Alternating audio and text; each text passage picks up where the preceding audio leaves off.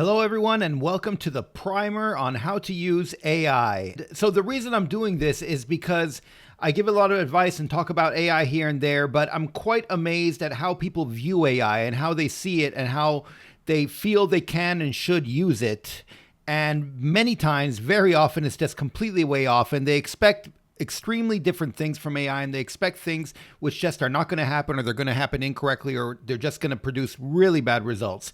And so I want to go through a primer of AI. And as a non-tech person who's been delving into this enough and who's been dealing with it enough and going into the nitty-gritty enough that I can talk coherently about how AI works and what's going on in the background, so that you understand a bit more of what's going on and what to do and what not to do.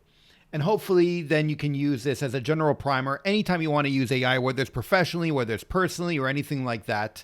Because, like I've mentioned before in all the other videos, it's extremely useful, but you really kind of need to understand what's going on and how to use it. So let's get into it. So first of all, what's going on with AI? So when you're using AI, especially for all the stuff we're doing, these AI models like ChatGPT, Claude, and whatnot, these are LLMs, right? Large language models. And I won't get into all the details about it, but suffice it to say that they are trained on data. They use this data that they're trained on, and then they work on predictions and probabilities based on this data. So there's no reasoning going on here. It's purely probabilities based on all the data that they have access to. So this means that some data will always be wrong. And as much as people like to say we're going to get rid of hallucinations and things are going to be getting more precise, that's simply not the case. A huge difference between AI and any other computer program, like Excel or Word or anything like that, is that anytime you use Excel, as long as you input the right data, you will always get the same result. There might be bugs, you might make mistakes or stuff like that, but otherwise you will always get the same result. That's just how it works. This is not the case with AI. You can get different results. They can be wildly different, and no one can tell you why. Even the specific programmer who worked on that specific part of code that you're doing right now will not be able to tell you why it gave one answer one time and another answer the other time. It's purely probabilities, and don't expect those to go away. So this means that since some information will always be wrong, they are not search engines.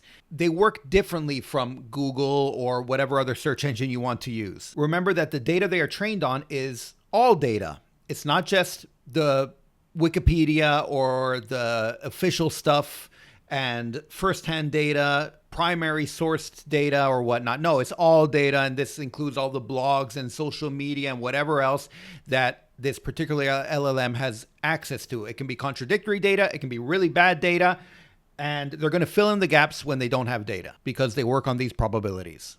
So when you're using it, you should not be using it for research, right? That's what you use Google for, and that's what you use papers and scholastic resources for, etc. Do not use it for research. And if you do, because I know every one of you is going to use it for research anyway, then use it to find the sources. Ask it, give me the source, link me the source, tell me where the source is, and then click on that source and search on the primary source that it gives you. And don't just rely on what the AI says. Now, these LLMs, they're learning from everything around you. They also learn from you. The more you use it, the more it gets used to you and what you do and what you're looking for and all that, which is great. But this also means that it will tend to agree with you more. They will tend to agree with you. They'll also tend to it seems like they're pumping you up many times. You give it an answer, say, what about this? They'll be like, oh, great idea. Oh, yeah, you're totally right to do that. And all of this is, because it's trained on your data, but also it, like any computer program, it wants you to use it more, right? This is like social media, like all that stuff. And so that's also why you see those questions at the bottom of ChatGPT or whatever when you use it, say, oh, would you like me to run this data with something else and show you this thing or something like that? They want you to keep using it. And that's part of the whole thing. So the various methods, I won't go through the methods here, but there are methods to try to get it to disagree with you more. And I highly recommend doing stuff like that. By the way, you can put in the initial instructions to have it disagree with you or to be critical of you, but that only goes so far, and it'll just keep doing that.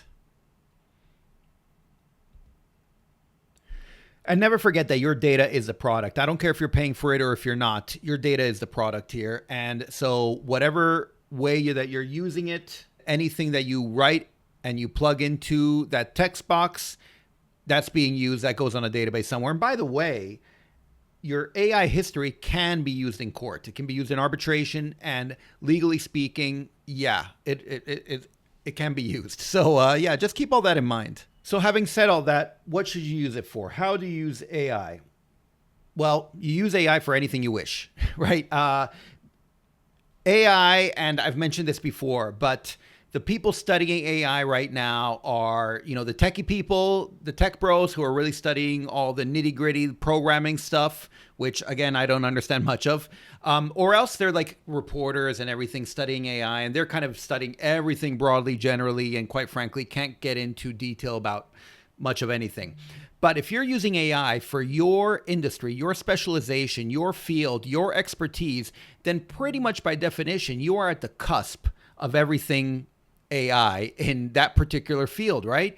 And so use it for anything you're doing, because you're probably the first person to be doing that. AI is quite new, and it's also changing so quickly that it's really worth looking into no matter what you're doing. But never give it the final say. I know I sound like I'm repeating myself, but the way I always tell people to view AI is to view it as the eager intern. It really wants to please you. It's really trying to do a good job, and it has access to all the information you want it to have access to, but it's also not an expert in your field, so it's going to make mistakes. So you can ask it to do all the work you want it to do, but you have to be the expert looking over it. You have to be the manager. You have to be the boss. You never, ever defer to AI as the expert. The moment you find yourself deferring to AI as the expert and just taking whatever it gives you at face value, then that's when you're going to find mistakes. Also, the AI you use is the worst that you'll ever use. What do I mean by that? I mean just that it's changing so much. And, if something gave a certain result 3 weeks ago, or if worked a certain way 3 weeks ago, well, that's sort of outdated. And if someone tells you, oh, I used Gemini, but they told you a month and a half ago, then that's definitely outdated. And AI is really changing and advancing so quickly that it keeps improving upon itself and getting better. So the AI you use now is the worst that it's ever going to be. And so just keep using it and see what it can do.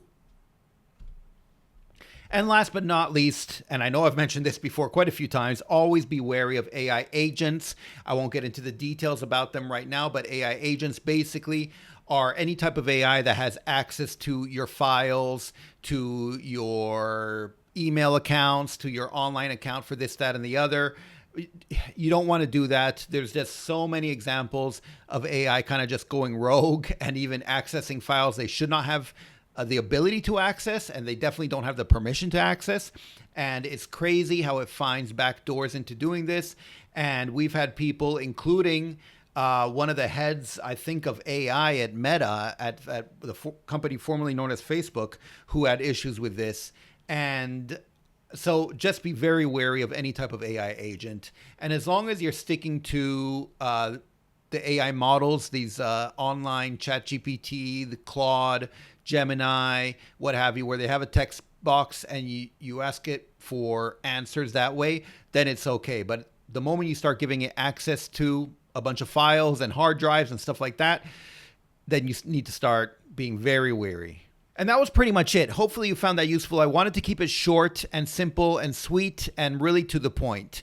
And I hope that after seeing all this and understanding it, it kind of gives you a much better perspective as to how to use AI and when and where you should be using it and when and where you should not be using it. And if you do want to learn more about it, you can subscribe to the newsletter. There'll be a link to it down below. And also, obviously, I have the course called Using AI for Business, or AI for Your Business. And you can access that as well. There'll be the link down below. And if you want anything else, if I can help you with anything else, you can always feel free to contact me. And that's pretty much it. Otherwise, I'll talk to you guys next time. Savedum. Everyone's using AI, but don't panic. Here's what I learned. AI won't replace you. It amplifies you. AI is your eager intern. For job searches, resume writing, and much, much more. AI for professionals and entrepreneurs shows you how. 71% of employers now prefer AI experience. Get prompts, templates, and workflows. Work with AI, not against it. Available now on Amazon. Stop panicking. Start thriving.